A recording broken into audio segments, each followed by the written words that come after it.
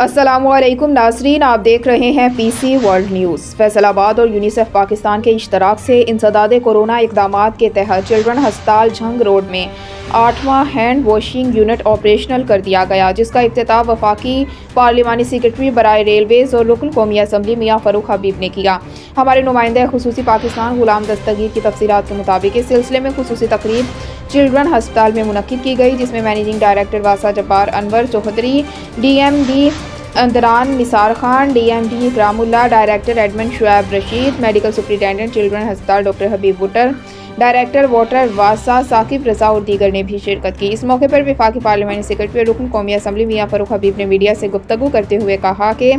वज़ीर आज़म इमरान खान के विजन के मुताबिक इंसदादे कोरोना इक़दामात पर अमल दरामद करना वक्त का अहम तकाज़ा है, क्योंकि एहतियाती तदाबीर पर अमल दरामद करके ही इस कातिल वबा से महफूज रह सकते हैं।